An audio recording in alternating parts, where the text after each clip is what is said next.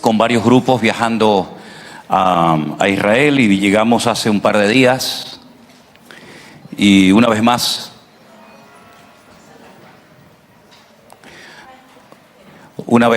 el Señor ha cumplido su promesa que dice que Él guardará nuestra salida y nuestra entrada desde ahora y para siempre. El Señor es fiel a su promesa y quiero primeramente agradecerles a todos el haber estado orando por nosotros para que el Señor nos usara, nos cuidara, y así ha sido. Hemos sentido, eso que están oyendo son misiles que están lanzando ahora mismo contra Israel. Déjalo encendido para que la gente sepa cómo viven nuestros hermanos allí y no digan tantas tonterías por ahí. Cada vez que oigan ese sonido, nosotros lo oímos constantemente. Son alarmas para que salgas corriendo al refugio y esperes allí 10 minutos. Solamente nos sonó con el grupo una vez y fue una cosa muy bonita, fue una experiencia preciosa, parece mentira, ¿no? Estábamos en el refugio del hotel donde nos estábamos quedando, nos prestaron el refugio para hacer una reunión allí y estábamos cantando y alabando al Señor. Habíamos invitado a hermanos de otras congregaciones y sonó la alarma. Y nosotros estábamos cantando y alabando al Señor con un gozo allá adentro tremendo y entró gente a refugiarse. Entró gente a refugiarse y se quedaron sorprendidos de ver a un grupo de cristianos, de hermanos nuestros en la fe, alabando al Señor allí. Así que fue una experiencia muy bonita, les puedo asegurar. Ahora, fue algo increíble porque estábamos en un lugar y de repente pues nos teníamos que movilizar a otra parte de la ciudad y de repente comenzábamos a recibir llamadas y mensajes de hermanos nuestros que viven allí y nos decían, cuidado que en ese lugar puede pasar esto y aquello, y nosotros ya estábamos en otro lugar. Cuando nos movíamos en otra dirección nos volvían a llamar, oye, cuidado que va a pasar esto, ya nosotros, es decir, el Señor nos cuidó de una manera realmente increíble. Fue un tiempo muy especial.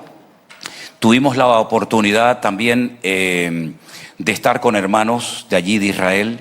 Ellos agradecen muchísimo nuestras oraciones, de hecho las piden que por favor sigamos orando por ellos. Dos hermanos nuestros en la fe han perdido recientemente a sus hijos. Uno de ellos, el pastor de Porilla, una ciudad que está en Galilea, en el norte de Israel. Su hijo era soldado y perdió la vida, un chico joven de 18 o 20 años como mucho.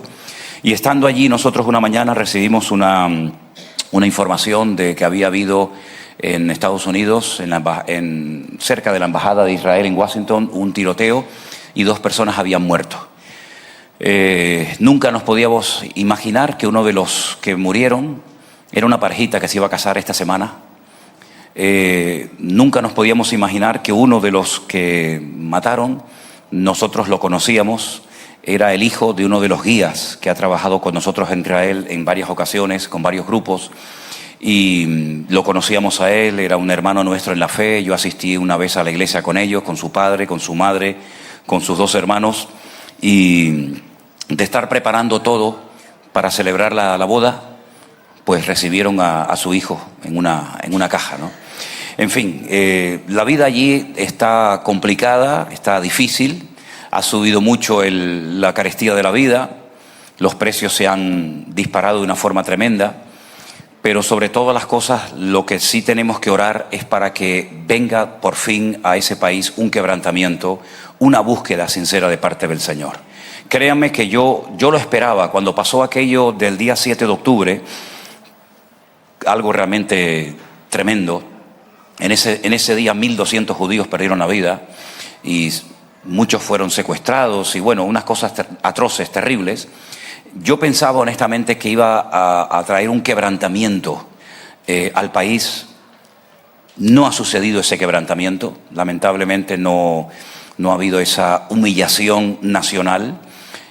Incluso yo oraba leyendo algunos textos de la Biblia, confiando de que los cautivos vendrían caminando por su propio pie, cosa que no ha sucedido. No se sabe en este momento cuántos están vivos. Unos dicen 25, unos dicen 30, no se sabe exactamente realmente cuántos están con vida. El asunto es que en el hotel, sí, ahora lo digo, en el hotel donde nos estábamos quedando nosotros, es un hotel que recibe durante algunos días a lo que se llaman los reservistas. Allí tú tienes que hacer el ejército obligatorio, las chicas 2 años, los hombres 3, pero hasta los 52 años tienes que ir cuando te llamen, ¿sí? Entonces, un grupo la primera noche había más de 800 reservistas en el hotel, y entonces les daban unos días de descanso, estaban allí con los niños, con la familia, y yo los observaba y los miraba atentamente, porque después cuando entran a los lugares de conflicto, de combate, pues algunos entran y no salen. Y al día siguiente, cuando ves las fotografías de los que han entrado y no han salido, siempre uno piensa, ¿no? ¿Habrá sido aquel con el que me senté en la mesa? ¿Habrá sido aquel muchacho con el que subí junto en el ascensor?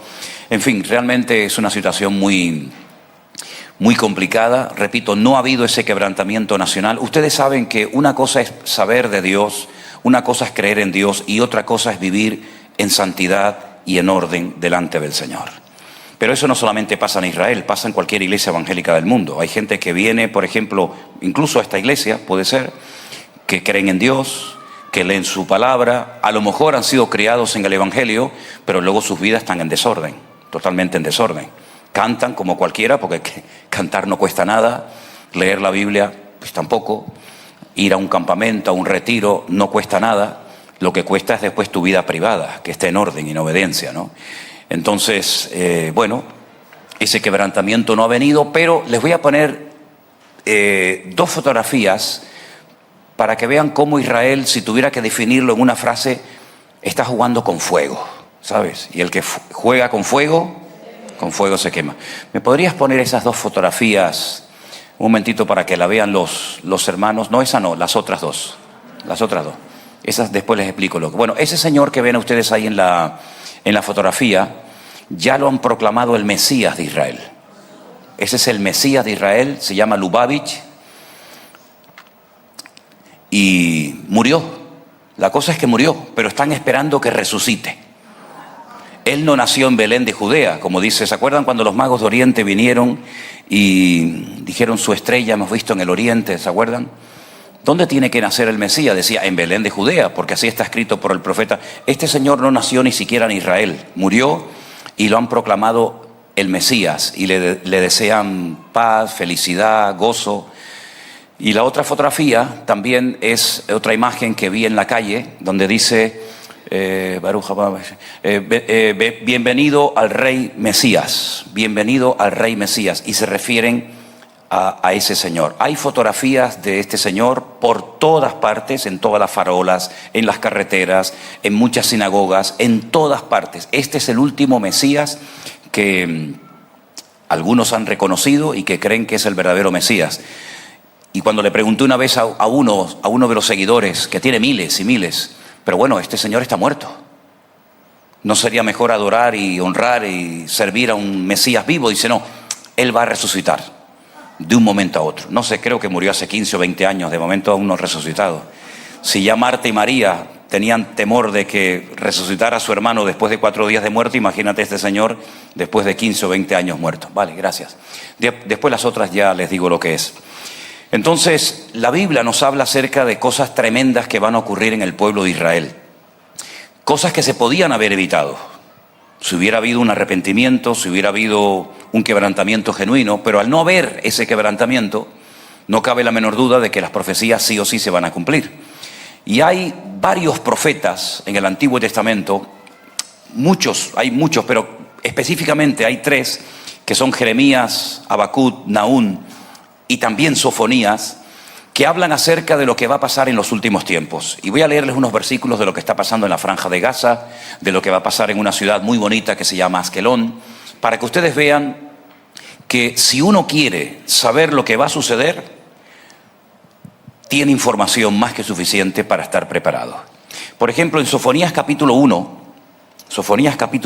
versículo 14, presten atención a lo que dice el texto.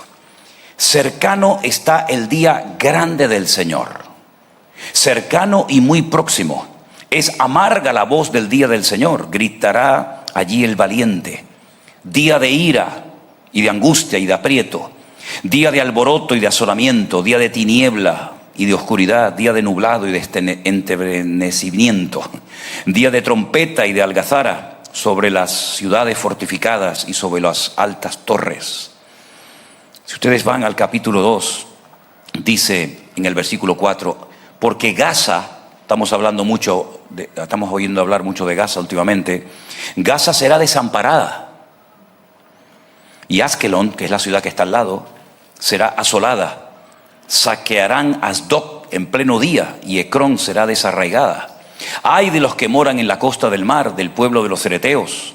La palabra del Señor es contra vosotros, oh Canaán, tierra de filisteos. Te haré destruir hasta no dejar morador, y será la costa del mar praderas para pastores y corrales de ovejas.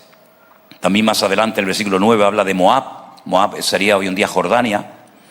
Y más adelante en el capítulo 3, verso 8 dice, por tanto, esperad, me dice el Señor, hasta el día que levante para juzgaros, porque mi determinación es reunir, escuchen bien esto aún no ha sucedido, pero se va a dar en breve. Mi determinación es reunir las naciones, juntar los reinos para derramar sobre ellos mi enojo. Todo el ardor de mi ira, por el fuego de mi celo será consumida la tierra. Versículo 13. El remanente de Israel no hará injusticia ni dirá mentira, ni en boca de ellos se hallará lengua engañosa, porque ellos serán apacentados y dormirán y no habrá quien los atemorice. Es decir, lo que profetiza la Biblia acerca de los acontecimientos finales referente a Israel es tremendo, tremendo, muy duro. Lo del 7 de octubre fue, como yo dije allí, un simple botón de muestra de lo que va a ocurrir en todo el país. Y todo esto por la dura cerviz del pueblo. Todo esto porque no quieren dar su brazo a torcer. Y repito, Israel está jugando con fuego. Todos los centran en estos mesías falsos, todos los centran en la reconstrucción del tercer templo, incluso ese pasaje tan enigmático que alguna gente dice, pero esto es verdad. Es verdad que Israel está esperando unas vacas, digamos, rojizas o pelirrojas, que son las que según el Antiguo Testamento tienen que ser sacrificadas, quemadas totalmente sobre un altar, para de esa manera purificar el área de la explanada del templo. Pues sí, hermanos, es verdad. Ellos tienen mentalidad de Antiguo Testamento. Ellos no tienen el Nuevo Testamento. Me refiero a los judíos ortodoxos, no me refiero a los creyentes, que tienen una Biblia igual que la nuestra. Y durante durante generaciones han estado esperando que aparezcan esas vacas de color rojo, o rojizas, o pelirrojas, para sacrificarlas sobre un altar y de esa manera purificar el área del templo. Pues fuimos un día con el grupo, la primera vez que llevo a un grupo a la ciudad de Shiloh, que es muy impactante estar en aquel lugar, porque en esa población estuvo el tabernáculo más de 400 años. ¿Se acuerdan que el tabernáculo era aquel templo portátil que el Señor mandó a Moisés que lo construyeran en el desierto? Bueno, pues cuando entran a la tierra prometida con Josué, ¿dónde pusieron el tabernáculo? Bueno, durante más de 400 años estuvo en Shiloh, y allí fue donde estaba el sacerdote Elí, con aquellos dos hijos perversos que se llamaban, ¿se acuerdan? Ofni y Fines. Y allí fue donde subió Ana, y allí fue donde oró Ana y la tuvieron por ebria.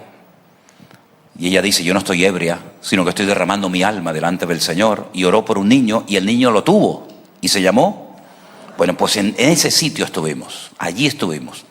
Además, como estábamos solos, porque no había nadie, pues como me habían prestado una guitarra, estuvimos cantando allí unas alabanzas y fue un tiempo muy bonito, ¿no? Y lo curioso de todo eso, queridos hermanos, es que nada de eso hoy en día existe. Si todo fue destruido, todo fue arrasado, todo fue quemado. Pero todavía están muchos soñando con recuperar una gloria perdida. Y todos los centran en el templo.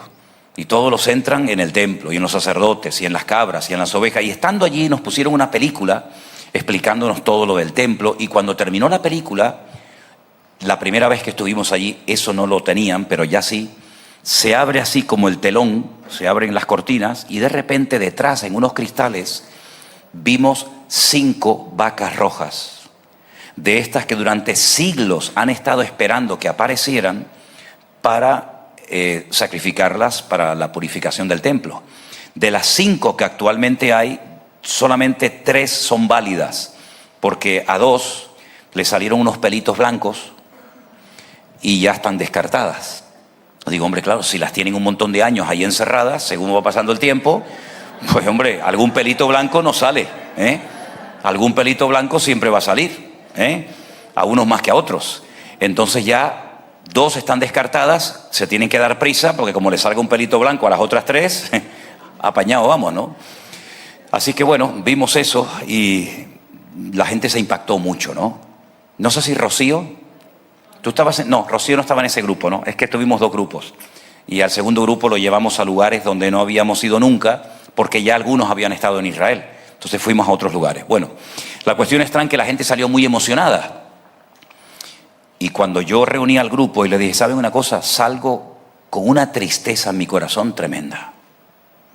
Porque aunque es impactante ver todo eso, me da tristeza que este pueblo haya estado esperando durante siglos que aparezca una vaca y que el Señor Jesucristo apareció hace 2000 años y lo rechazaron. A mí se me parte el alma y el corazón ver que un pueblo está esperando una dichosa vaca, que me da igual si es blanca, amarilla, colorada o negra, y cuando tenían que recibir al Cordero de Dios que quita el pecado del mundo, dijeron crucifícalo, crucifícale, no tenemos más rey que el César. Y da mucha tristeza, ¿no? Da mucha tristeza, y los hermanos allí son conscientes de esta realidad. Ahora, alguien me preguntaba, ¿y las iglesias? ¿Cómo están las iglesias? ¿Cómo están los hermanos? Bueno, yo tengo una opinión personal que quería compartir con ustedes en esta tarde referente a nuestros hermanos en Cristo en Israel. Es muy difícil, no digo imposible, pero es muy difícil evangelizar en Israel. De hecho, está prohibido. Tú no puedes salir por las calles a repartir folletos, a ponerte en una plaza y a predicar de Jesucristo, porque automáticamente puedes tener muchísimos problemas. Incluso si le predicas el evangelio a un menor de edad, puedes terminar con tus huesos en la cárcel.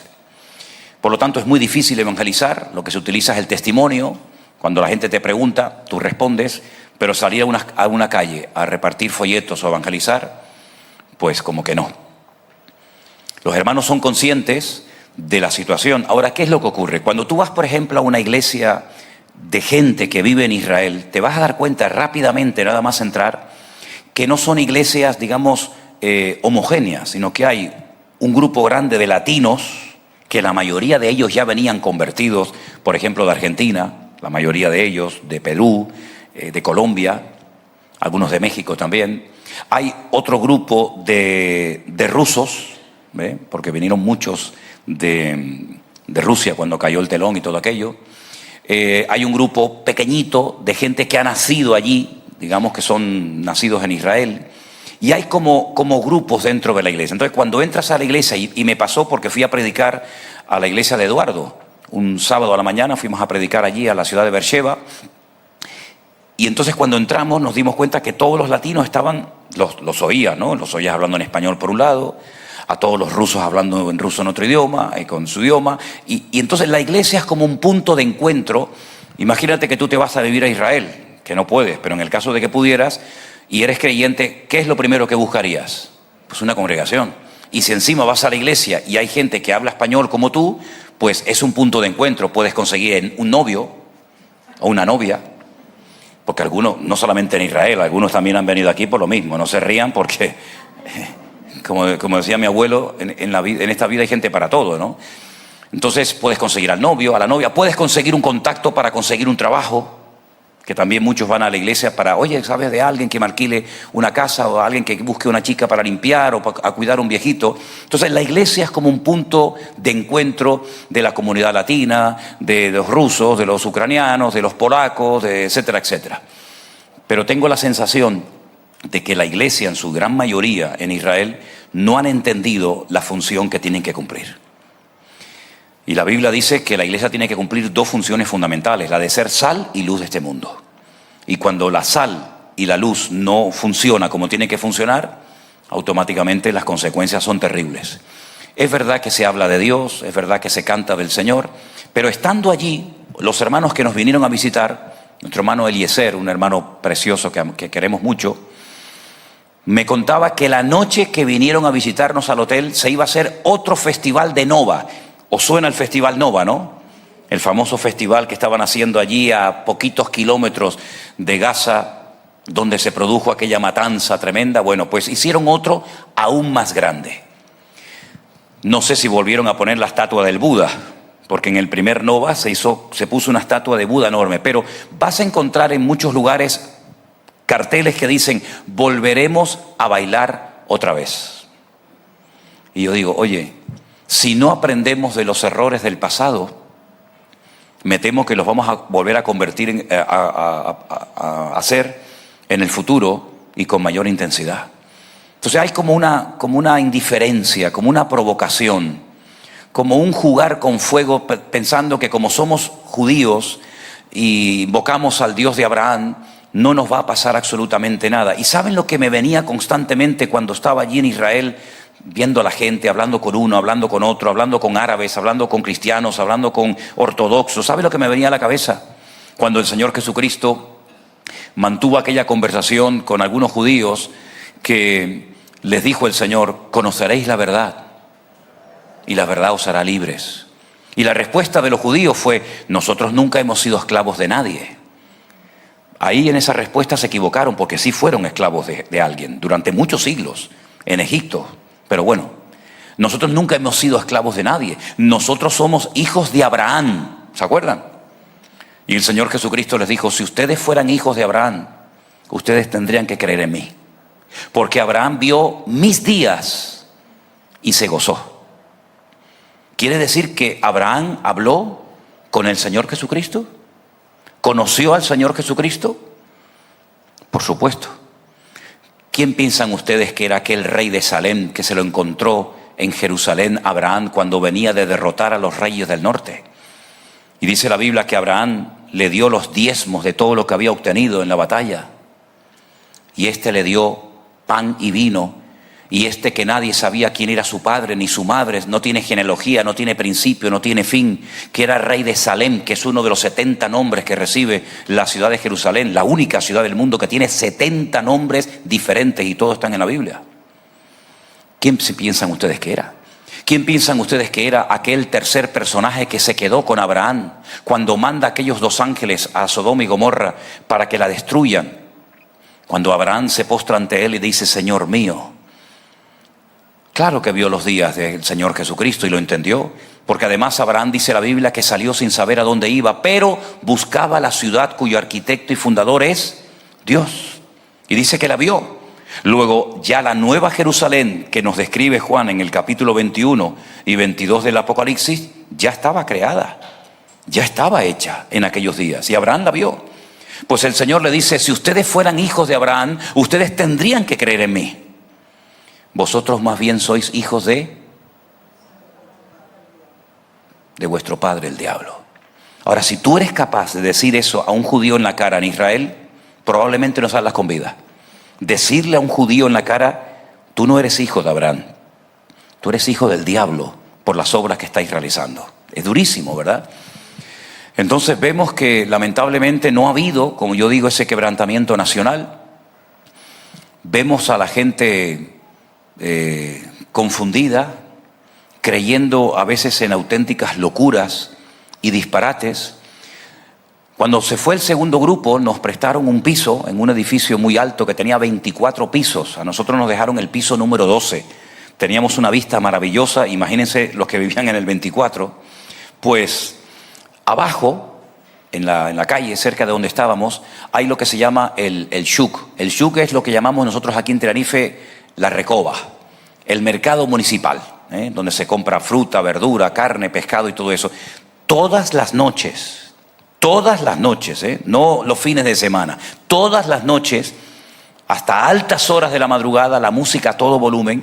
Y una noche no teníamos comida en casa y le dije a Elena: voy a bajar al shuk a comprar algo de comida. Y cuando entré, aquello, yo no sé cómo era Sodoma y Gomorra, porque nunca estuve allí, pero cuando entré yo dije, Dios mío, qué pena ver esto, ¿no? Era una locura, una locura. Olor a marihuana por todas partes. Hablando de la marihuana, encontramos a unos de Barcelona que nos dijeron, no, pero aquí fuman marihuana por, ¿cómo era? Por fines terapéuticos. Digo, ya. Eso lo dicen muchos también allí. No, yo estoy con fines terapéuticos. Ya. Entonces, terrible, y subí a la casa otra vez. Es que mire, la impotencia y el dolor en mi corazón que he sentido en este viaje a Israel, nunca lo había sentido. Primero porque no eres capaz de hablar perfectamente y transmitir todo lo que te gustaría decir. Segundo lugar, porque ves que hay una dureza, una frialdad hacia el Señor Jesús, que lo siguen rechazando de una manera descarada y abiertamente, sin tapujos. Se niegan a leer el Nuevo Testamento, ni siquiera lo reciben porque lo tienen prohibido. Y tantas cosas. Le dije a un policía joven, en la puerta del Garden Tomb, del Jardín de la Tumba, le di unos versículos de la Biblia y cuando terminé, además se los dije hasta en hebreo para que me entendiera, y cuando terminé le digo, ¿qué opinas? Y me dice, no he entendido nada. Digo, ¿cómo? ¿No has entendido? Y dice, no. Y me vino a la cabeza ese texto de Isaías que dice que llegará el día cuando le darás un libro al que sabe leer y le dirás, lee, y te dirá, no puedo porque no sé leer. Porque el Señor dice como que los tiene ciegos temporalmente, ¿verdad? Porque dice, porque este pueblo con sus labios me invoca, pero su corazón está lejos de mí. Entonces hay gente que piensa que cuando van a Israel, todo el mundo está leyendo la Biblia, todo el mundo es creyente, todo el mundo ama al Señor, nada más lejos de la realidad. El presidente de la Knesset, el presidente del Parlamento israelí, es de los de la banderita de colores. ¿Sabían eso? Tiene 2 hijos adoptados y está casado. El presidente de la Knesset. Me decía un hermano, ¿tú qué piensas que diría Juan el Bautista si viviera hoy en día? ¿Te imaginas Juan el Bautista viviendo hoy en día en Israel? ¿Le vuelven a cortar la cabeza? ¿Le vuelven a cortar la cabeza? Porque un día se enteró que el rey, el monigote, porque aquello no era ni rey ni nada, el rey Herodes le había robado a su propio hermano, su mujer, y Juan el Bautista se enteró y le dice, no te es lícito tener la mujer de tu hermano. Y le cortaron la cabeza. Algunos podrían haber dicho, ¿y por qué no se cayó? Porque en España también tenemos algunos casos muy interesantes, ¿verdad? No se cayó. Y cuando Herodes quería conocer personalmente al Señor Jesucristo para que le hiciera así algún truquito de magia o algún milagrito, el Señor le dijo, díganle a esa zorra. Fíjate con qué término se dirigió el Señor al rey de Israel. Díganle a esa zorra. Tremendo, ¿verdad? Es decir, que aquellos profetas no se callaban, condenaban el pecado. Ahora, el libro de Sofonías tiene algo muy bueno, y es que habla de un remanente. Un remanente es un pequeño grupo, selecto, diferente, en medio de una sociedad corrupta. Y eso sí existe en Israel y en cualquier parte del mundo. Creyentes que no se han dejado arrastrar por la corriente de este mundo, corrientes que se han mantenido firmes en la fe, que prefieren perder un trabajo, que prefieren hacer el ridículo delante de sus amistades y ser rechazados incluso con tal de mantener su testimonio y su fe en el Señor. Como diríamos, no se casan con nadie. Ellos saben en quién han creído y mantienen su postura cristiana en lo privado, en lo público, en lo económico y en todas y en cada una de las áreas de su vida. Eso se llama un remanente fiel, que ya había en los tiempos del profeta Elías, ¿se acuerdan? Por cierto, alguien se me acercó y me dijo, mi hijo te quiere saludar, y le pregunté al niño y me dice, le digo, ¿cómo te llamas? Me dice, Elías. ¿Está por ahí Elías? Digo Elías el chiquitín, no el profeta. Cuando Elías le dijo al Señor, estoy solo, llevo años y años predicando y no pasa nada, la gente no se convierte, no cambian. Han visto caer fuego del cielo, ya no sé qué hacer. Los profetas de Baal han quedado en ridículo, los he degollado a todos. Han visto caer fuego del cielo. Y como dicen allí, no solamente fue allí, sino que en toda la cordillera del Monte Carmelo se vio aquel milagro tremendo, porque era un monte donde se creían que habitaban los espíritus, los dioses, los demonios. Y allí es donde sube Elías, que se ve de todo el valle de Megiddo, para que todo el mundo viera que allí quien se iba a manifestar era el Dios de Abraham, de Isaac y de Jacob. Bueno, pues ese hombre que predicó tan claramente y vio el pueblo, el poder de Dios, le dijo un día al Señor en una cueva: Señor, no aguanto más. Ya no sé qué decir, ya no sé qué predicar, ya no sé qué más hacer. Estoy solo. Y la respuesta del Señor fue tremenda, ¿se acuerdan? Hay 7,000. 7,000 son muchos, ¿eh? Hay 7,000 que no han dobrado su rodilla ante Baal. ¿Dónde están? No lo sabemos. Pero había 7,000 personas, hombres y mujeres, tal vez familias enteras, que se habían mantenido firmes al Señor y que no habían caído en la idolatría, en el culto a Baal. Pues hoy en día en Israel y hoy en día en cualquier parte del mundo, el Señor tiene un remanente de hombres, de mujeres que se han mantenido fieles al Señor. Tal vez no los conocemos por nombres y apellidos, pero el Señor sabe dónde están y cómo están. Amén, hermanos. Porque el Señor lo sabe todo y el Señor nunca va a desamparar a su pueblo, sino que siempre estará con nosotros todos los días hasta el fin del mundo. La cruda realidad es que ya hemos pasado los 600 días de guerra. Más de 600 días. Y todavía esto parece que va para largo. Le pregunté a algunos hermanos, que Dios lo permita, van a venir en agosto. Les hace una ilusión tremenda. A nuestro hermano Adolfo y Paula, que si nos están viendo, les mando un gran saludo. Son hermanos colombianos que llevan años, muchos años viviendo en Israel y tienen una ilusión tremenda. Iban a venir antes de la pandemia, pero les cayó la pandemia encima y no pudieron venir. Pero ya, gracias al Señor, estarán aquí, si Dios quiere, en el mes de agosto. Les pregunté: hermanos, ¿y cuando esto se ponga feo? Cuando las profecías que estamos hablando y llevamos horas hablando de este tema, porque es una de las personas que mejor conoce la Biblia, sin ser pastor, que yo he conocido en mi vida, conoce muchísimo, sabe mucho de la Biblia. ¿Qué van a hacer? Y me dice: el Señor nos trajo aquí y a menos que el Señor nos saque, aquí nos vamos a quedar. Porque aquí tenemos que hacer nuestra parte, aunque no son pastores, tenemos que hablar con amigos, tenemos que advertir a gente, tenemos que decirles que estas cosas se van a cumplir y nuestro papel y nuestra función es estar en este país. Así que oremos mucho por este remanente fiel de hombres, de mujeres que están en Israel sirviendo al Señor. Amén, hermanos.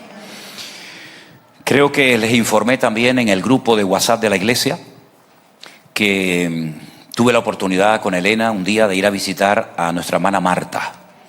Nuestra hermana Marta es una hermana que vivía en Israel. La conocimos a través de YouTube, yo creo. Se reunía con las mujeres del grupo de la iglesia virtual y tuvimos la oportunidad de ir a visitarla. Cuando fuimos la primera vez, la vi muy débil, muy, muy débil. Nos reconoció al momento. Pudimos estar con ella allí, oramos, le leí unos salmos y todo eso, pero apenas podía abrir los ojos. Tenía muy poquitas fuerzas, muy poquitas fuerzas. Yo salí ese día de la habitación del hospital con la sensación de que le quedaba muy poco tiempo. Tuve la oportunidad, solo, porque Elena estaba haciendo otras cosas, tuve la oportunidad de volver a ir a visitarla la última vez y ya estaba aún más débil que la otra vez. Saben que Canderina se fue para allá para cuidarla, para estar con ella, y Marta partía a la presencia del Señor, creo que antes de ayer, ¿no? Antes de ayer ya partía. Ella me decía que ella quería salir caminando del hospital por su propio pie, que ella no quería morir. Yo vi que su lucha era que ella se quería poner bien, quería salir, pero bueno, el caso es que el Señor tenía otros planes y nuestra hermana Marta ya está en la presencia del Señor. Unos llegan primero, otros llegaremos más tarde, pero la idea es pasar toda la eternidad en la presencia del Señor. Amén, hermanos. Le hice una pregunta a unos hermanos, que se lo voy a hacer a ustedes a ver qué opinan, a ver cuál sería tu respuesta. Y la pregunta es la siguiente: si Abraham y también Juan, en el libro del Apocalipsis, capítulo 21 y 22, vio la nueva Jerusalén terminada y la describió, los materiales que tiene, las puertas, las medidas, ¿cómo es que si esa ciudad Abraham la vio y dice que la saludó, incluso dijo: mírala ahí está, ahí está? ¿Por qué el Señor Jesucristo le dijo a sus discípulos: voy pues a preparar lugar para vosotros, para que donde yo estoy, vosotros también estéis conmigo. ¿En qué quedamos? ¿Está preparada? ¿Está terminada o no está terminada? Los hermanos no tuvieron que responderme. Yo no les voy a dar la respuesta hoy. Se lo dejo como tarea. Si la nueva Jerusalén estaba terminada, ¿por qué el Señor Jesucristo dice, voy a ir a preparar lugar para vosotros? ¿Qué te parece? Esta noche tienes trabajo para hacer, ¿no? Les recuerdo que mañana va a ser un día muy especial, porque no a las 10, recuerden, no a las 10, a las 11. Yo estuve esta mañana tomando café con Marcos y le dije, mira, a las 10 de la mañana es muy pronto, ¿vale? Y aparte de meterse a las 10 de la mañana en ese agua, no se lo deseo a nadie, ¿no? Aunque estuvimos bautizando en el río Jordán, tanto en el primero como el segundo grupo, pero gracias al Señor el agua estaba buena y no estaban las ratas esas gigantes que hay allí en el Jordán. Le dije, si hay esas ratas gigantes, Manolo desaparece así, en un minuto. Gracias a Dios no aparecieron. Entonces mañana vamos a tener un culto en el Puerto de la Cruz, antes de los bautismos. Mañana es día de Canarias. Me preguntaban algunos, ¿podemos ir vestidos con el traje típico de Canarias? Miren, hermano, a mí me da igual cómo usted vaya vestido. Yo siempre digo lo siguiente: uno tiene que ir vestido según al lugar que vaya. ¿Me explico? Mañana es día de Canarias, a algunos les hace ilusión ir en el día de Canarias con el traje típico, pues sáquelo del armario, sáquele el polvo, porque lleva un año sin usarlo, y se lo pone. Que usted viene a la iglesia, venga vestido como a la iglesia, no vengas a la iglesia como si fueras a la playa. Que vas a la playa, no vayas vestido como si fueras a la iglesia. Es decir, adáptate al sitio donde vas. Si vienes aquí, aquí te vistes como se hay que vestir. Y no des imagen de que vas a la playa. Si vas a la playa, ¿para qué te vas a poner saco y corbata? No tiene sentido. Entonces mañana, los que quieran ir con el trajito de Canarias, creo que Adriel va a ir con el traje de Canarias. A mí me hace mucha ilusión ver al nieto vestido de canario, ¿eh? ¿Cuántas tienen el traje típico de Canarias? ¿Usted también, Cruzita, lo tiene? Uy, qué bueno. Qué bueno. Uy, pues Cruzita, me hace mucha ilusión verla vestida de canaria mañana. Mucha ilusión. Bueno, pues los que quieran ir vestidos con el traje, iba a decir disfrazado, perdón, no es un disfraz, sino con el traje de Canarias, pues pueden ir. Ahora, estando en Israel, con el primer grupo, me detuvieron a un matrimonio que habían estado en el Congreso del Escorial, habían estado trabajando en la finca y venían con nosotros en el primer grupo, y son hermanos de Colombia, y me los detuvieron en el control de pasaportes por ser colombianos. Ese era su delito, ser colombianos. Pensaban que se iban a quedar a vivir en el país, entonces estuvimos en una incertidumbre, nos vamos, nos quedamos, en fin, estábamos en contacto constantemente. Yo llamé a una representante del Ministerio de Turismo y bueno, nos echó una mano, y cuando ya nos íbamos en el autobús y habíamos dicho lo que tenían que hacer si salieran, pues nos llamaron y gracias al Señor pudieron viajar con nosotros. Gracias al Señor los hermanos pudieron venir. Pero estando allí salió la orden de que colombianos no pueden viajar libremente a Israel, sino con una visa que, te digo, entre nosotros no la van a dar. Así que los colombianos que quieran ir, lamentablemente, parece ser que hasta que cambie un poco la política en ese país, pues no los van a dejar entrar. Pero tengo la sensación de que Don Peter, mi amigo Don Peter, el que vive allí en Madrid, pues la está liando también de tal manera que a ver si cuando volvamos en noviembre Don Peter me va a causar problemas, ¿vale? Entonces me da mucha lástima ver a España en la situación en la que está. Yo sé que hay hermanos de otros países que están aquí con nosotros en la iglesia, lo cual nos da mucha alegría, pero permítame decirles algo. Las Islas Canarias que ustedes están conociendo hoy por hoy, el país de España que ustedes están conociendo hoy en día, no tiene absolutamente nada que ver con las Islas Canarias de hace unos años atrás. Nada que ver. El ambiente espiritual, la política, la economía, todo ha cambiado de una forma alarmante. Tristemente tengo que decir esto porque incluso hoy, y quiero decir esto porque les voy a anunciar que voy a hacer un vídeo. Voy a hacer un vídeo en los próximos días y lo voy a subir a YouTube para dejar bien claro una serie de puntos y les informo. El pastor Alberto de Fuerteventura hoy me decía, ¿has visto una declaración oficial que ha salido en las redes sociales del organismo llamado la FEREDE? Para los que no sepan, la FEREDE es la Federación de Entidades Evangélicas de España. Es el organismo oficial que se creó hace muchos años para representar al colectivo evangélico frente al Estado y que fuera el interlocutor entre el Estado y las iglesias. Cualquier ley, cualquier cosa que sea necesaria que supieran las iglesias evangélicas, por medio de la FEREDE, pues seríamos informados. Bueno, pues esta entidad llamada la FEREDE ha publicado un último documento oficial donde dan una postura referente a lo que está pasando en Israel, hablando en una línea, olvidando la otra, ¿verdad? Y yo llamé hoy y le dije, quiero hablar con un representante de la FEREDE, y me pusieron con un señor que me atendió y le dije, mira, ustedes no tienen ninguna libertad por parte de nosotros, ni de muchos cristianos evangélicos, para estar diciendo los disparates que están diciendo. Nosotros estamos en contra de la guerra, totalmente. Nosotros estamos en contra de cualquier guerra y en contra de cualquier injusticia. Pero ustedes ignoran este punto y este punto y este punto. ¿Por qué no dieron la cara y por qué no defendieron a los 2 hermanos nuestros cristianos que los mataron la semana pasada a tiros en Israel? ¿Por qué no dan la cara por los 59 secuestrados que están pasando hambre y viviendo como perros, siendo humillados cada día en los túneles secretos que Hamás ha construido en la Franja de Gaza? ¿Por qué no hablan de eso? Entonces comenzamos a hablar y me dice, es que nosotros nos hemos visto, entre comillas, obligados a dar una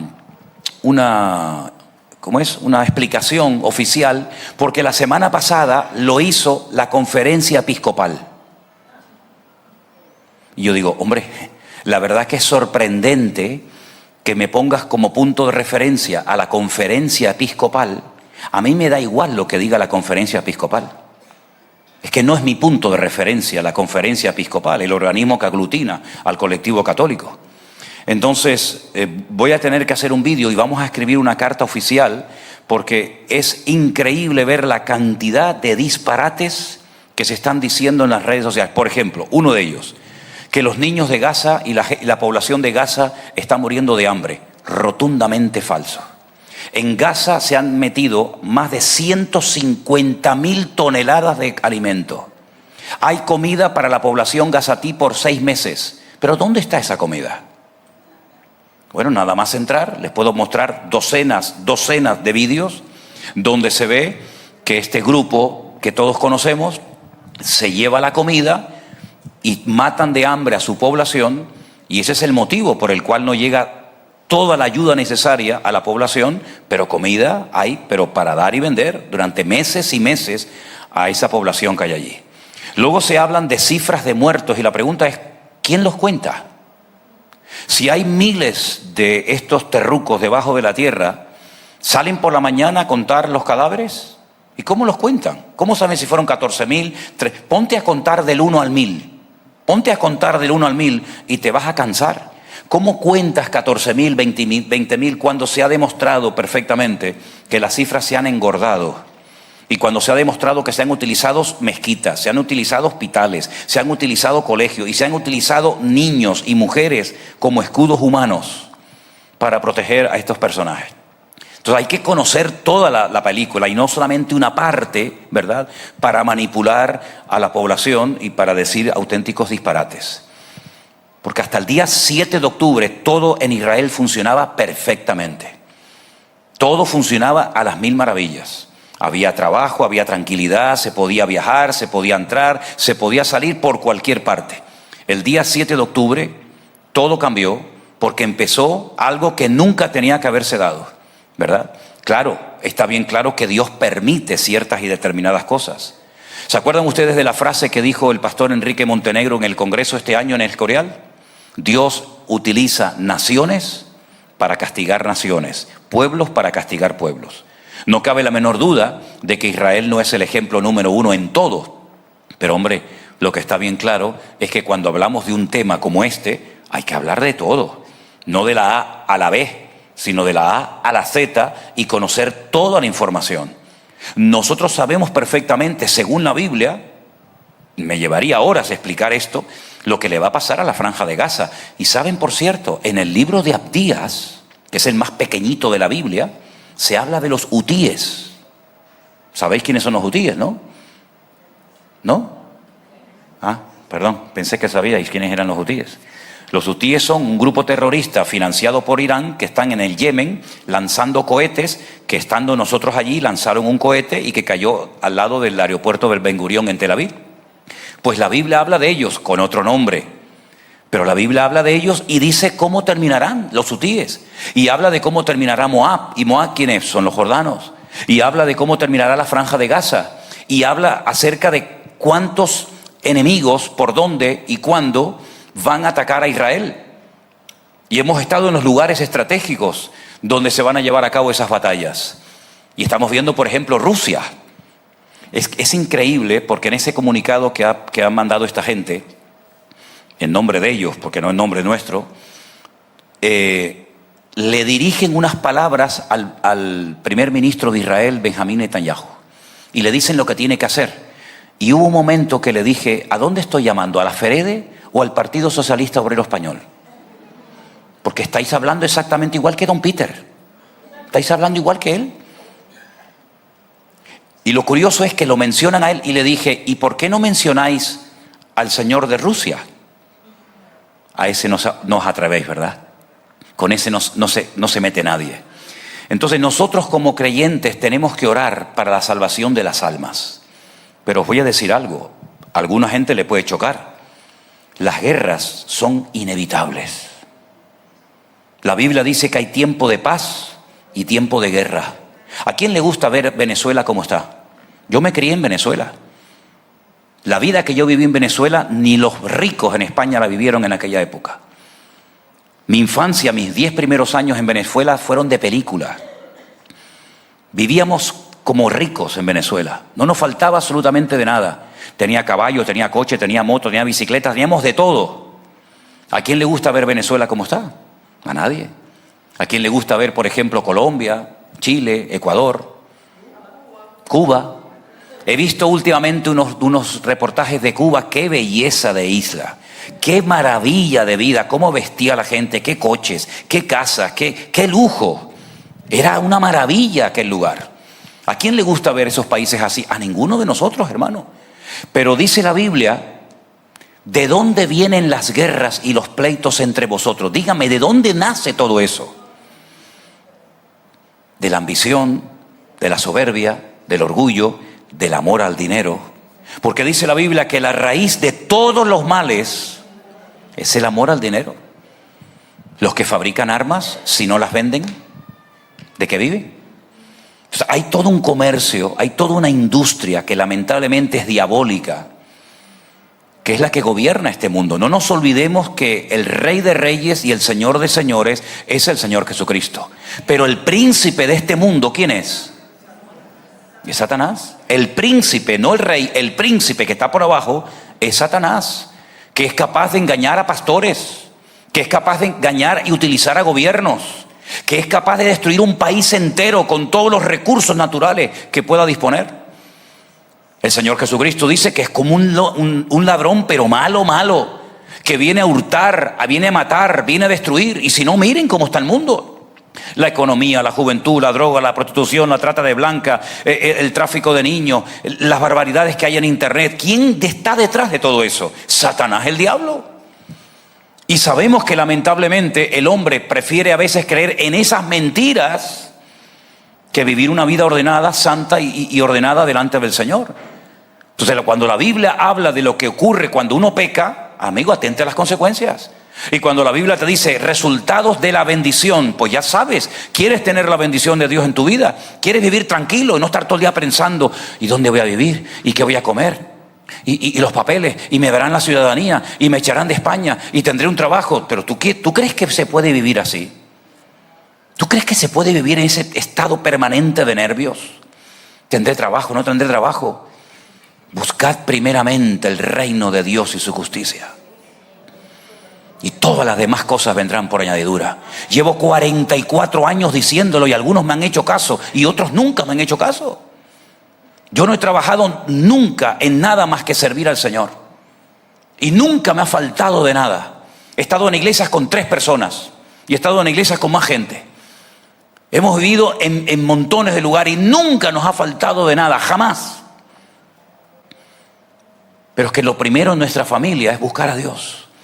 Yo no pido todos los días para que Dios me dé comida. Yo no pido para que me dé ropa. Yo no pido nada. Yo solamente oro, leo la palabra, busco al Señor, intento prepararme y servir al Señor lo mejor posible. Y todo viene por añadidura. Todo me viene por añadidura. Y esto se lo enseño a los pastores que están con nosotros. Se lo enseño a los hermanos. Ese es el estilo de vida que nos enseña la Biblia. La Biblia dice: el justo por la fe vivirá. ¿Por la fe? ¿Y se puede vivir por fe? Claro, es que no solamente se puede, es que se debe vivir por fe. Ahora, si tú no vives por fe y buscando al Señor en primer lugar cada día, el afán, la ansiedad, los nervios, la preocupación. ¿Saben que una vez conocí a un pastor? Conocí a un pastor que yo lo dejé en una iglesia que fundé en las penínsulas. Tuvo 10 años al frente de la iglesia y le salió una úlcera. Y me dijo: ¿sabes por qué me salió la úlcera? Porque no te hice caso. Digo: sí, hombre, a veces yo soy el culpable ahora de tu úlcera. Dice: no, porque tú me enseñaste a buscar primeramente el reino de Dios y su justicia, y yo entré en afán, yo entré en agobio. Y esos nervios me produjeron una úlcera de estómago. Cuando yo tenía 19 años, que fui el pastor más joven de España, 19 añitos, un niño,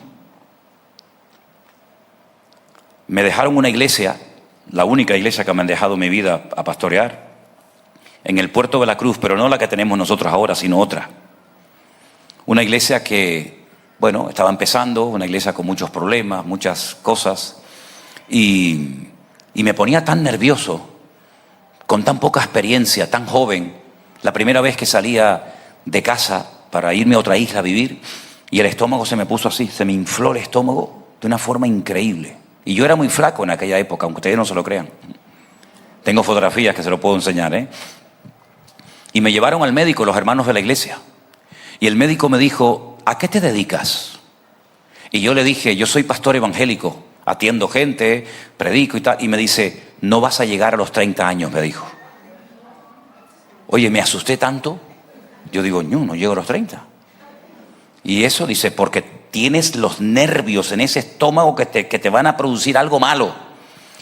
Dios utilizó a aquel hombre para yo cambiar el estilo de vida de mi vida. Yo nunca me llevo a la cama un problema. Jamás hablo de problemas, ni de nada, ni de nadie en la cama. Es más, y digo una intimidad. Cuando Elena me dice: es que la hermana, no quiero hablar de la hermana ahora, ¿eh? Ahora es tiempo de dormir. Jamás me llevo un problema a la cama. Yo oro una vez por las cosas. Ese es mi estilo, cada uno que haga el suyo. Señor, esto y esto, amén, punto. Ya oro una vez y se acabó. Aprendí a descargar mi ansiedad en el Señor, a descansar en Dios. Y yo era un manojo de nervios, ¿eh? Yo era el nervio personificado, con todas las manías y tic que te puedas imaginar tener, desde niño. Pero aprendí a descansar en Dios. Eso fue con 19 años, tengo 63 años ahora. Y te puedo asegurar que el Señor nunca me ha fallado. El Señor ha sido fiel. El Señor ha bendecido la obra en abundancia. Y las pruebas están ahí. De tal manera que el estilo de vida que yo he vivido, yo se lo quiero enseñar a la gente. Para que los que vienen de otros países, y me parece bien que vengan de otros países a buscar un futuro y a tener una vida mejor, vale, pues si la quieres tener, te voy a decir cuál es el secreto. El secreto no está en cambiar de país. El secreto no está en cambiar de trabajo. El secreto está en cambiar aquí. Y poner al Señor en primer lugar en tu vida. No estar afanado, no estar preocupado. Tú haz tu parte, tienes que orar, oras, tienes que buscar trabajo, busca trabajo. Pero siempre ser agradecido. Y tenemos la tendencia, unos más y otros menos, ¿verdad? A veces de quejarnos, ¿sí o no? Ahora venía por el camino con una hermana y ¡uf, qué calor! Y me decía ella: ya verás que cuando venga más calor la gente va a decir: ¡ay, echo de menos el frío! Esta mañana había en la laguna 17 grados, aquí había 20 y pico. Quitar, desterrar de nuestro vocabulario la queja. Dígaselo al que está de lado, por favor. No te quejes. No te quejes. Por favor. No te quejes. Es que no tengo trabajo. Gloria a Dios. Es que me pagan poquito. Gloria a Dios. Es que me pagan mucho. Gloria a Dios. Es que hace mucho calor. Hace mucho frío. Es que ayer llovió mucho. Es que tuve que venir caminando. Hoy vi un chico en Tomecano que le faltaba una pierna. Ay, dicen algunos, ay, me duelen las piernas, tengo artrosis. Pero por lo menos te duelen las piernas. Pero al que yo vi en el parque ahora sentado le faltaba una. Ojalá, diría él, ojalá tuviera yo una, aunque tuviera un dolor en la rodilla, en el menisco. ¿Se acuerdan aquellos dos padres que se encontraron un día y le dice uno al otro, ¿cómo está tu hijo? Dice, el mío no para de darme problemas, es problemático, es rebelde, no hay manera. Y el tuyo dice, no, el mío ya no me da ningún problema. ¿Por qué? Dice, porque mi hijo murió. Es mejor tener problemas, pero tener la bendición de Dios en esos problemas, que no tener la bendición de Dios en nuestra vida. Los tropiezos siempre vendrán, dijo el Señor. El otro día estábamos junto a una piedra de molino y le dije a los hermanos, mira, vengan para acá, miren la piedra que habló el Señor. El Señor dijo, los tropiezos siempre vendrán, siempre. O en el trabajo, o en la familia, o en la iglesia, siempre habrán problemas en la vida. No estamos en el jardín del Edén, ¿eh? Hasta en el jardín del Edén había problemas. Dijo el Señor, cualquiera que haga tropezar a uno de estos pequeños, mejor le sería atarse una piedra de molino al cuello y tirarse a la mar. Los tropiezos siempre vendrán. No busques una iglesia perfecta porque no existe. Esta tampoco, ¿verdad? Esta tampoco. No busques el marido perfecto. No busques el príncipe azul, que no sé de dónde viene lo del príncipe azul. Qué cosa más ridícula, ¿eh? Príncipe, yo veo un hombre azul y salgo corriendo. Hombre, el príncipe, y lo veo azul, está enfermo. Está ahogándose, porque los que se ahogan no se mueren en azul o más así. Después se te convierte en morado. No existe el hombre perfecto, ni la mujer perfecta, ni el padre perfecto, ni la madre perfecta, ni el pastor perfecto. Si buscas eso, te has equivocado de sitio. Y una palabrita, y termino, a los hermanos y hermanas que se van a bautizar. ¿Están aquí los que se van a bautizar mañana? ¿Hay alguno de los que se van a bautizar mañana? ¿Sí? ¿Uno? ¿Alguien más por ahí? Bueno, los que se van a bautizar mañana, eso es un paso importante, pero es un solo paso, ¿eh? Vais a salir del agua exactamente igual que como entraste, ¿eh? Si tenías arrugas, vas a salir con arrugas, ¿eh? Siempre les tomo el pelo a las hermanas cuando van a bañarse al Mar Muerto. Les digo, hermanas, este mar es un mar que hace maravillas, ¿eh? Este mar, ustedes se meten y sales con una juventud tremenda. Un día yo vine con un grupo de hermanas en la guagua, en el autobús, y me fui con un grupo de niñas a Jerusalén por la tarde. Así que esto es tremendo, las arrugas desaparecen, esto te rejuvenece, una vitalidad. Sí, claro, como me pongo serio me hacen caso, ¿no? Digo, sí, hermana, ay, gracias, pastor, gracias, bueno. Cuando salen, me dijo una vez una hermana, hermano, yo me miro al espejo y estoy igual. Y le dije, ¿cuánto tiempo estuvo ahí? Me dijo, no sé, unos 10, 15 minutos. Digo, que a usted le hace falta 3 o 4 meses ahí adentro, hermana. En una semana no va a arreglar su vida. Entonces el bautismo, vas a salir igual. Lo importante no es el agua, lo importante es el cambio en tu corazón. Y no te vas a bautizar para que Dios te cambie, no, te bautizas porque ya te ha cambiado el Señor. Es un paso muy importante que hay que hacerlo una vez en la vida, ¿verdad? Hay que hacerlo bien, pero sobre todo las cosas el día a día. Las victorias de hoy son para hoy, no me sirven para mañana. Mañana empiezo de cero. ¿De qué sirve que hayas estado 10 años bien si al último día echas a perder tu vida? No sirve de nada. Entonces, hermanos queridos, a esforzarnos, a orar por nuestros hermanos que están en diferentes lugares pasándolo tiempos muy difíciles y preparándonos para lo que viene en el futuro. Y lo digo abiertamente, ¿eh? Hace años lo decía así como muy subliminalmente, a ver si alguno captaba la idea. Lo digo abiertamente, ¿eh? Tener agua en abundancia en vuestras casas, ¿eh? Así de claro. ¿Me habéis entendido, verdad? Tener comida, ese apagón que hubo el otro día en España, eso es simplemente un botón de muestra. Si la iglesia tiene que estar preparada para los últimos tiempos. Por supuesto, lo espiritual lo primero, buscar al Señor, pero estén preparados, ¿eh? Noé se preparó antes de, no después de. Antes del diluvio se tuvo que preparar. Y el tiempo de preparación es siempre más que el tiempo en el que llevamos a cabo el proyecto. La comida para los animales no cayó del cielo, ¿eh? El agua para los animales y para su familia la tuvo que buscar él. Y cuando ya estaba todo preparado y el arca estaba bien terminada y la comida y los animales y el forraje de los animales, etc., cuando todo estaba terminado, el Señor mandó el diluvio. Porque Noé pasó por el diluvio, ¿eh? Noé no se fue. Noé pasó por el diluvio, no le pasó nada porque se preparó. Y si tú no quieres que te pase nada, tienes que estar preparado. Y si el Señor permite algo que no entendemos ahora, sea que vivamos o muramos, somos del Señor. Este muchacho que perdió la vida en Washington tenía el destino de su vida. Se había licenciado de una buena universidad, trabajaba para el gobierno, lo destinaron a la embajada israelí en Washington, en los Estados Unidos, el trabajo de su vida. Un chico joven que se iba a casar también con una chica que trabajaba con él, una chica guapa, tenían toda una vida por delante. Saliendo de un museo en Estados Unidos, perdieron la vida. La vida, hermanos, no sabemos cuánto tiempo nos queda, pero el tiempo que nos quede, el que sea, vamos a vivirlo intensamente para la honra y la gloria del Señor.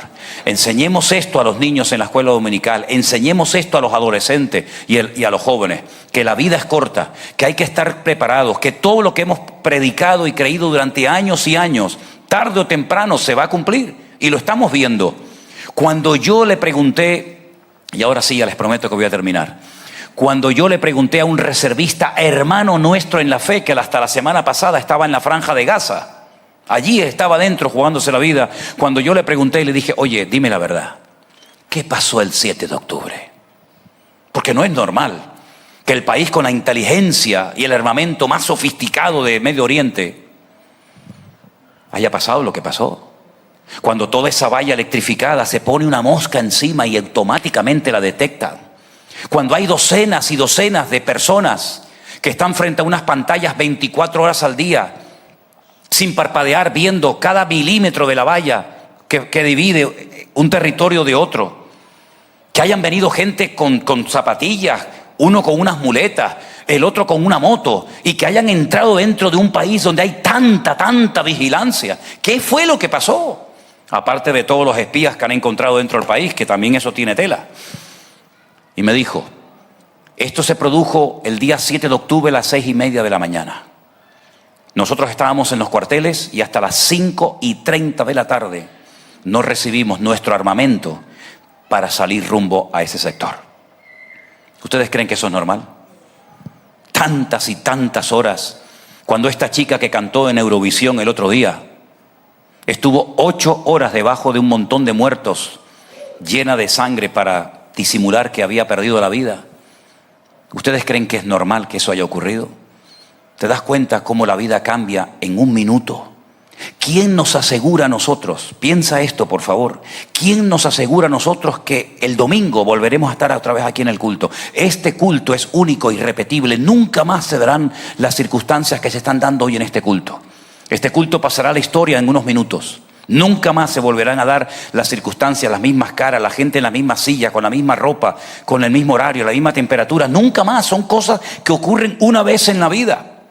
¿Quién nos asegura a nosotros que el domingo vamos a estar aquí todos otra vez? Cuando yo me despedí de Marta el otro día y le dije, hermana, Dios te bendiga, seguiremos orando por ti. Y cuando llego a Tenerife me anuncia Canderina que ya la hermana está en la presencia del Señor. ¿Quién nos asegura a nosotros eso? Cuando el único requisito para perder la vida es estar vivo. No hace falta ser mayor, simplemente por estar vivo puedes perder la vida en cualquier momento. Entonces, ¿por qué te afanas por cosas que no te vas a poder llevar a la otra vida? ¿O crees que te vas a llevar el coche, la casa, el carro, la ropa? No te vas a llevar nada. Lo único que te vas a llevar es la salvación de tu alma. Hoy eres salvo, le has entregado tu vida al Señor. Si hoy murieras, que Dios no lo quiera, pero si hoy murieras, ¿a dónde irías? ¿A dónde vas? Está tu nombre hoy en día, ahora mismo, en el libro de la vida. No es que no sé, pues tienes que saberlo. Tienes que saberlo, porque tú cuando salgas de aquí, tú te vas a tu casa y sabes tu dirección. Y hasta el borracho más borracho, no sé cómo lo hace, siempre encuentra la casa. Siempre la encuentra. ¿Cuánto más nosotros tenemos que tener la seguridad de nuestra alma? Saber que yo me voy a la presencia del Señor. Así que muera o viva, somos del Señor. Hazte esa pregunta, por favor, y no salgas hoy de aquí, que nadie salga de aquí, que nadie de los que está viendo este culto en directo en su hogar tenga la duda de decir qué va a pasar con mi vida, qué va a pasar con mi alma. Ten seguridad de salvación para que puedas decir: yo soy de Cristo, y pase lo que pase y venga lo que venga, mi vida está en las manos del Señor. Y cuando te acuestes esta noche, si vuelves a abrir mañana los ojos, gloria a Dios, y si no los vuelves a abrir más, quiero que sepas que cuando los abras, el Señor te dará la bienvenida en su reino celestial. Esto no se predica en las televisiones ni en las radios. Esto no se habla en las tertulias de televisión, solamente en lugares como este, todavía, porque hay lugares donde ya ni siquiera se habla de estos temas, ¿verdad? Pero asegura tu alma delante del Señor en este momento. Amén, hermanos. Cerremos nuestros ojos, por favor, y oramos. Oramos a nuestro Dios. A ese Dios que nos oye, a ese Dios que nos conoce, a ese Dios que ha sido tan bueno con nosotros, que nos guarda, nos bendice, nos prospera, nos usa, a ese Dios que nos ha permitido tener hijos, incluso nietos, a ese Dios que ha sustentado nuestra vida hasta el día de hoy, a ese Dios que cambió la tempestad en bonanza, el agua en vino, y daba de comer a multitudes con pocos recursos. A ese Dios oramos en este momento. Y te damos gracias, eterno Dios. Aleluya. Gracias, gracias y mil veces gracias, Señor, por todo lo que tú eres para nosotros, Señor.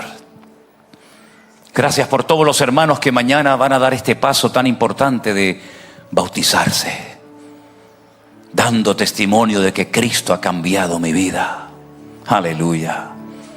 Señor, queremos orar en este momento por la situación allí en Israel, en Oriente Medio. Tanta gente perdiendo la vida, tantos corazones rotos, tantas familias empapadas en lágrimas, tantas familias, Señor, que han perdido seres queridos. Señor, ten misericordia, Señor. Abre los ojos, Señor, de la gente para que clamen a ti y reconozcan que el único que puede traer soluciones radicales y reales eres tú, mi Señor, mi príncipe de paz. Gracias porque tú has traído paz a nuestros corazones. Cuando nuestra vida era una tormenta, una guerra, tú has traído paz. Cuando nuestra vida estaba seca, tú le diste vida en abundancia. Y cuando nuestra vida estaba vacía, tú la llenaste con tu gloria y con tu presencia, amado mío. Aleluya. Gracias, Señor. Ayúdanos a mantenernos firmes en la fe. Aprovechar, Señor, mira a los jóvenes de la iglesia. Úsalos, Padre. Levanta pastores, levanta predicadores, levanta mujeres de Dios, hombres de Dios. Que no perdamos más el tiempo, Señor, porque vemos que el mundo se está yendo, Señor, por la ruina, por la borda. Y tú estás llamando a tu iglesia: venid a mí, venid a mí, venid a mí, los trabajados y cargados, que yo os haré descansar. Trae paz a las familias, trae salud a nuestros cuerpos, Señor. Trae vitalidad a nuestra mente, Señor. Guarda a nuestros hijos, nuestros nietos, guarda a los jóvenes, Señor. Los que empiezan, los que ya están finalizando la carrera. Ayúdanos, Señor, a honrarte cada día. Oramos por la paz de Jerusalén, oramos por nuestros hermanos allí en Israel y en todas partes del mundo donde están sufriendo, Dios mío. Quita de nosotros, Señor, cualquier espíritu contrario al tuyo, porque amamos, tenemos que amar a unos y a otros por igual como tú los amas. Al árabe, al judío, al blanco, al negro, al rico, al pobre. Ayúdanos a manifestar el amor de Dios que ha sido derramado en nuestros corazones por tu Espíritu Santo que mora en nosotros. Arranca de nosotros el racismo, arranca de nosotros la xenofobia, arranca de nosotros el antisemitismo, arranca todo lo que no viene de Dios. Y que podamos amarnos los unos a los otros como tú nos has amado. Y perdónanos, Señor, por comentarios, por pensamientos, por conversaciones que a veces hemos mantenido que no edifican, en las cuales tú no estás, Señor. Sana nuestros ojos, nuestros oídos, nuestra boca, y sobre todo, Señor, que seamos los mismos aquí dentro que fuera en la calle. Que seamos sal y luz de la tierra y que no nos dejemos devorar por la corriente de este mundo. En el nombre de tu amado Hijo Jesús pedimos todo. Amén. Amén. Voy a pedirles que le des un abrazo a tu hermano más cercano y le digas: hermano, Dios te bendiga. Nos ponemos de pie, por favor, salúdense los unos a los otros mientras nos preparamos en esta tarde para recoger esta ofrenda para la gloria y la honra de nuestro Señor. Dios les bendiga a todos. Gracias a los que han estado siguiendo la retransmisión en directo de este culto. Donde quiera que se encuentren, que la paz del Señor te alcance. Los hermanos que nos van a ayudar, si son tan amables y pueden pasar, por favor, y oramos a nuestro buen Dios. Aleluya. Gracias, Señor. ¿Quieres orar? ¿Sí? Oramos. Padre Celestial, te damos gracias por este tiempo que acabamos de tener, Señor. Te damos gracias por tu palabra, Señor. Te pido que seas tú guardándola en nuestros corazones, Señor, y la pongamos en práctica. Te pido que ahora bendigas tú estas ofrendas que vamos a recoger, Señor, y estos diezmos, Señor. Y que bendigas a todo aquel que no tiene, Señor. Te damos gracias en el nombre de Jesús.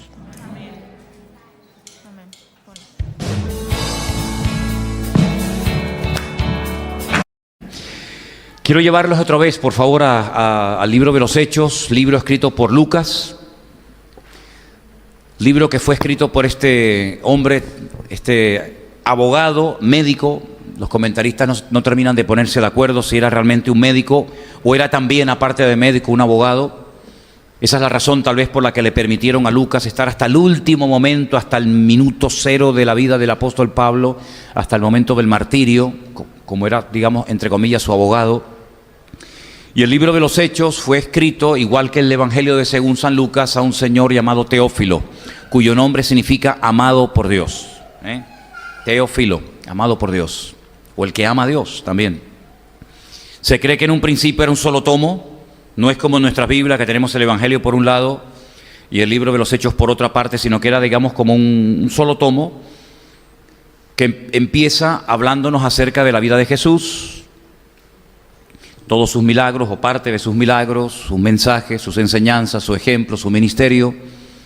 Y después la otra parte del libro, el libro de los Hechos, nos cuenta lo que los discípulos de Cristo comenzaron a hacer una vez que el Señor ya no estaba, bueno, no me malinterpreten, no estaba físicamente, no visiblemente con sus discípulos, aunque sabemos que el Señor siempre está con ellos y siempre estará con nosotros, ¿verdad? Pero de otra forma, ya había ascendido, había vuelto a la presencia del Padre. Y entonces podremos decir que la primera parte del libro es lo que Cristo personalmente hizo y la segunda parte del libro es lo que Cristo siguió haciendo, pero a través de sus discípulos. No todos los discípulos son mencionados en el libro de los Hechos, no todo lo que hicieron se escribió. El libro de los Hechos es un pequeño resumen. El libro de los Hechos, de hecho, está todavía inconcluso, no está terminado, porque todavía el Señor sigue haciendo cosas a través de sus discípulos, a través de sus hijos, en todas partes del mundo. Pero el libro de los Hechos comienza diciéndonos que después del largo ministerio del Señor Jesucristo, quedaron aproximadamente unas 120 personas fieles en un lugar que se llama el Aposento Alto. Yo particularmente creo, mi opinión particular es que eso que llaman el Aposento Alto no era una casa particular, sino era el mismo templo de Jerusalén, porque era la casa alta, y la casa más alta y más importante de Jerusalén era el mismísimo templo. Y era allí donde ellos estaban orando, y era allí donde estaban esperando la promesa del Padre, que ya había sido profetizada por boca y por la pluma del profeta Joel en su libro. Y era allí donde había miles y miles de personas que habían venido de todas partes del mundo a celebrar una fiesta muy, muy importante, que era la fiesta de Shavuot. Nosotros la conocemos o la llamamos por el nombre de Pentecostés. Una fiesta que se celebra 50 días después de la Pascua. Así que Cristo había muerto el día de la Pascua, estuvo sepultado, resucitó al tercer día, está durante 40 días con sus discípulos y 50 días después venía una fiesta muy bonita, una fiesta muy importante, que es la fiesta de las semanas. Shavuot es semana, Shavuot es semanas, nosotros la conocemos como la fiesta de Pentecostés. ¿Qué es lo que celebraban los judíos? ¿Qué es lo que hasta el día de hoy celebran los judíos cuando llega esa fiesta? Hombre, efectivamente, evidentemente ellos no celebran el derramamiento del Espíritu Santo sobre la iglesia, porque discúlpeme, muchos de ellos no creen en eso. Solamente aceptan lo que es el Antiguo Testamento. Entonces, ¿qué es lo que celebran? Bueno, celebran que 50 días después de haber celebrado la Pascua en Egipto, ellos se encuentran en pleno desierto, a las faldas del monte Sinaí, y entonces el Señor les da un regalo espectacular. Parte de ese regalo escrito por su propia mano, y es nada más y nada menos que la ley o la Torá, ¿vale? Entonces ellos recuerdan 50 días después de la Pascua que recibieron del cielo, de la presencia del Señor, la palabra del Señor, lo que tenemos en nuestra Biblia, gracias al Señor, en esos primeros 5 libros de la Biblia, que es el Génesis, Éxodo, Levítico, Números y Deuteronomio. Eso es lo que ellos celebran. El libro sigue hablando acerca de que cuando llegó ese día tan importante de la fiesta de Pentecostés, estaban orando tranquilamente y de repente, así, sin esperarlo, pasó algo que nunca en la historia había sucedido. Ellos comenzaron a recibir un poder, una capacitación sobrenatural realmente espectacular, pero no sobre 4 o 5 y los demás mirando, sino que todo el grupo, los 120 que estaban allí reunidos, tanto hombres como mujeres, todo dice que fueron llenos del Espíritu Santo. Y comenzaron a hablar en lenguas, comenzaron a hablar en idiomas que ellos nunca habían aprendido, porque si habían aprendido ya no era un don, sino era simplemente una habilidad natural, como la persona que aprende a hablar alemán, inglés, hebreo, arameo, chino, lo que sea. Ellos comienzan a hablar idiomas que nunca en su vida habían aprendido. Y muchas personas que estaban allí en aquellos días, los peregrinos que habían venido de todas partes del mundo, como era la obligación de ir a Jerusalén a celebrar dicha Pascua, pues se quedaron sorprendidos de que aquellas personas, que la inmensa mayoría de ellos eran galileos, eran de la parte más, entre comillas, inculta de Israel, la mayoría de ellos eran pescadores, ninguno de ellos era religioso, profesional de la religión, como eran los fariseos, los saduceos o los escribas, pues se quedan realmente sorprendidos porque ellos entienden lo que esos hombres y mujeres están hablando. Dice que les oían hablar las maravillas de Dios. Sus corazones fueron conmovidos, impactados, porque les entendían perfectamente lo que estaban hablando. Repito, ellos no sabían lo que estaban diciendo. Algunos, no sé, hablarían en latín, otros hablarían en cualquier otro idioma de la época. Y las personas que estaban allí fueron tremendamente impactadas por aquella experiencia que aquellas 120 personas estaban teniendo. Sin lugar a dudas, si estudiamos el tema en profundidad, nos vamos a dar cuenta de que hay un antes y un después en ese pequeño grupo de personas. Eso es evidente, no hay que ser muy listo para darnos cuenta que los que entraron allí, cuando salieron, eran personas completamente diferentes. El mismísimo Pedro, persona que había negado al Señor porque no tenía el valor, el coraje de decir, sí, yo soy uno de los discípulos de Cristo, es el primero que se pone de pie en el día de Pentecostés y dice, vengan para acá, que nosotros no estamos ebrios, sabemos hasta la hora que es. Y lo que está pasando aquí es el cumplimiento de una palabra profética que lleva más de 800 años esperando cumplirse. A través de la pluma, a través del ministerio de Joel, esta experiencia que hoy estamos teniendo nosotros, esto tiene un fundamento bíblico, esto no es un disparate, no hemos perdido el control, no nos hemos vuelto locos, sino que esto es lo que esto que estáis viendo ustedes, pues esto es lo que dijo el profeta Joel cuando dijo que en los postreros días, en los últimos tiempos, el Señor derramaría de su Espíritu Santo sobre toda carne. Y esto es lo que está sucediendo. Y a continuación él da un testimonio, él da un mensaje, una enseñanza, una aplicación de todo lo que le ocurrió a la vida de Jesús. Y al final del discurso, al final del mensaje, cuando la audiencia entiende que crucificaron, que mataron, que rechazaron nada más y nada menos que al Mesías, dice que se compungieron de corazón. Y dijeron, bueno, si ahora hemos matado al Mesías, si lo hemos rechazado, ahora ¿qué podemos hacer para que el Señor nos perdone? Y Pedro los llama al arrepentimiento y le dice, lo que tienen que hacer es arrepentirse de sus pecados, aprovechen la oportunidad, bautícense y también ustedes tendrán esta misma experiencia que nosotros hemos tenido en esta mañana. Y dice que aquel día 3.000 personas, perdonen, pero en aquel tiempo solamente se contaban los varones, seguramente habría muchos más, un montón de mujeres, familias enteras, pero 3.000 hombres decidieron ese día pasar por las aguas, confesando públicamente al Señor Jesucristo, y así empezó lo que llamamos la iglesia. Así empezó lo que llamamos el cuerpo de Cristo en la ciudad de Jerusalén. Días más tarde vuelven otra vez a suceder milagros y maravillas y prodigios, a pesar de que había persecución, a pesar de que había amenazas, a pesar de que había prohibición bajo pena de muerte y cárcel, de que no podían seguir predicando, ni siquiera orar por los enfermos. Ahora no 3.000, ahora 5.000 personas se añaden a la iglesia, y aquello es algo imparable, aquello no se puede parar bajo ningún concepto. Pero lo que quiero destacar en esta tarde, que todos los que se convirtieron en el día de Pentecostés, todos los que se convirtieron posterior al día de Pentecostés, todos los que estaban en el aposento alto, todos tenían una misma nacionalidad, todos eran judíos, no eran paganos, aún no se habían convertido gentiles. Eso vendría tiempo más tarde, sobre todo a través del ministerio del apóstol Pablo. Así que todos los que estaban allí aceptaron a Jesús como el Mesías, pero sus costumbres, sus tradiciones, sus fiestas, su forma de pensar, su filosofía de vida, era una filosofía de vida puramente judía. Por lo tanto, ellos tenían unas normas antes de convertirse, si me permiten utilizar el término, que siguieron viviendo y siguieron practicando después de convertirse. Y una de las costumbres que tenían los judíos practicantes hasta el día de hoy era orar 3 veces al día. Ustedes, por ejemplo, pueden ver que Daniel, en Babilonia, cuando están en el cautiverio, como buen judío, él lo primero que hacía a la mañana era levantarse y orar. Y orar una serie de salmos y una serie de palabras que se oraban en la primera oración de la mañana, que recibe el nombre de Shaharit. Es a las 7 de la mañana cuando se hace esa oración.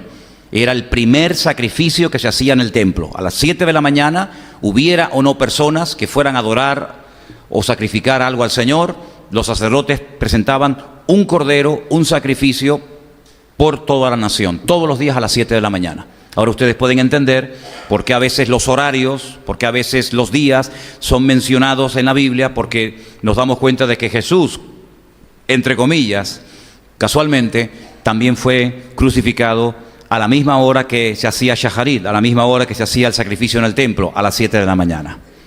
Y luego había una oración por la tarde, que era una oración que se llamaba Minjá, que ahora vamos a analizarle, a ver qué significa eso. Y se hacía otro sacrificio, que era a las 3 de la tarde. Y Jesús murió a las 3 de la tarde. Y después había una última oración, que se hacía a la noche, y así ya se concluía el día. Así que todos los días había esas 3 oraciones, por la mañana, por la tarde y por la noche. ¿Dónde se hacían esas oraciones? En el templo de Jerusalén. Claro, a menos que estuvieras lejos, a menos que estuvieras fuera de la ciudad de Jerusalén, orabas en tu propia casa. Pero si vivías en un radio cercano a la ciudad de Jerusalén, iban todas las personas al templo a la mañana, a la tarde y a la noche. Y ustedes pueden ver hoy en día, en ese muro, en esa pared, que vulgarmente la gente la conoce como el famoso templo, muro de Jerusalén, el Cótel, pues la gente va por la mañana, la gente va al mediodía, y la gente va por la noche, como iban los judíos hace cientos o miles de años atrás a orar y también a presentar sus sacrificios. Pero como hoy no hay templo, no se pueden presentar sacrificios, pero las oraciones se siguen haciendo a las mismas horas, 7 de la mañana, 3 de la tarde y antes prácticamente después de la caída del sol. Ahora, teniendo esta información, volvemos a leer Hechos capítulo 3 a partir del versículo 1 y ahora van a entender mucho mejor lo que ahí está pasando. Porque dice textualmente ese capítulo así, que Pedro y Juan, es curioso que no habla de Santiago, no habla de Tomás, no habla de otros, sino curiosamente menciona estos dos. ¿Dónde estaban los demás? No lo